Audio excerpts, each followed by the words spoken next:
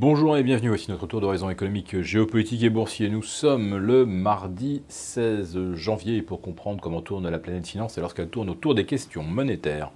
C'est sur la bourse au quotidien et nulle part ailleurs, et l'épisode du jour s'intitulera « Sur le dollar, il n'y a plus de rempart ». Alors, faut-il s'en inquiéter?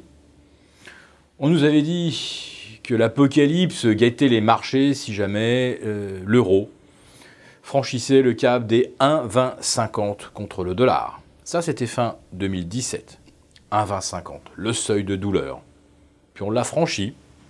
Puis effectivement, les places boursières européennes n'ont pas fait grand-chose. Quant à Wall Street, on battait record sur record. Et puis on a franchi les 1,21, puis les 1,2150.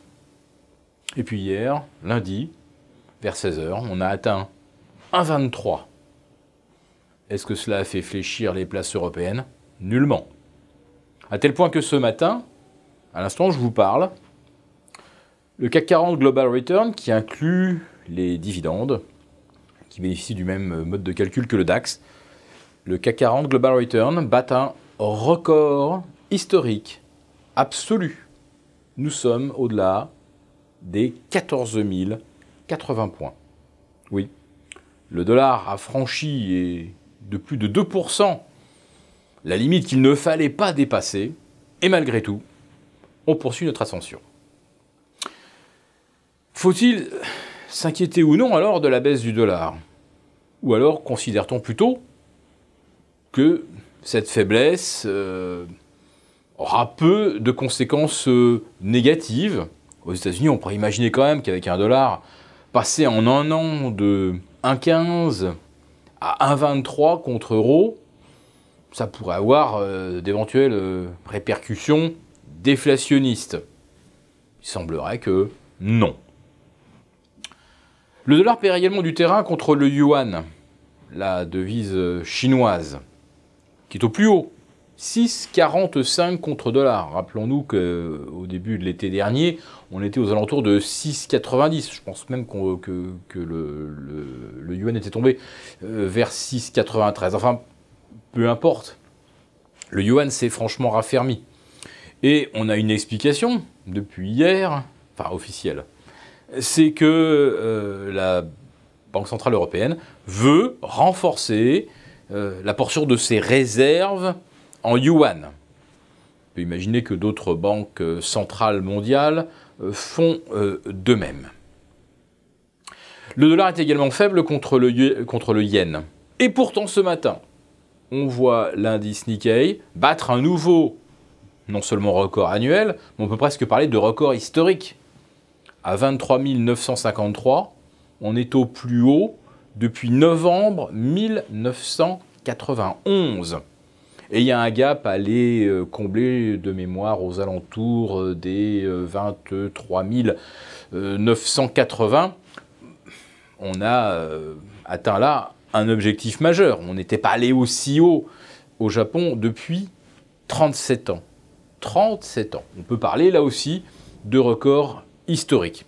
Et en préouverture cet après-midi, le Dow Jones affiche peut-être déjà 26 000.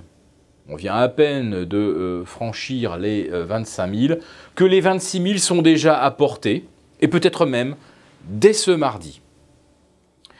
Tout devient parabolique, enfin, quand on regarde les actifs boursiers, et c'est également parabolique, dans l'autre sens, sur le dollar.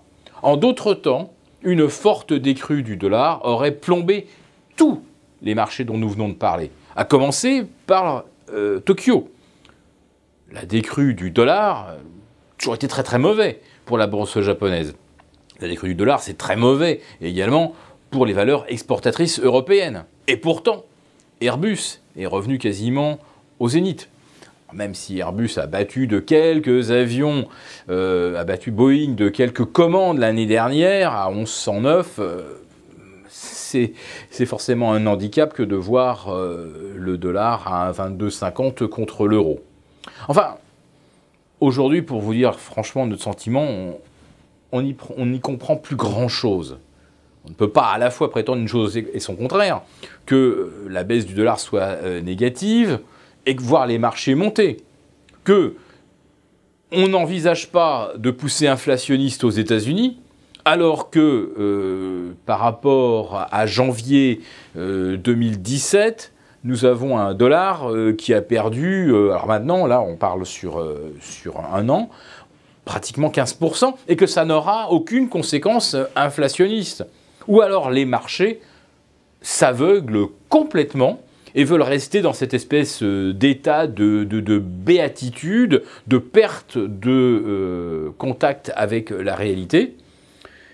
Et il se pourrait bien que nous en soyons là.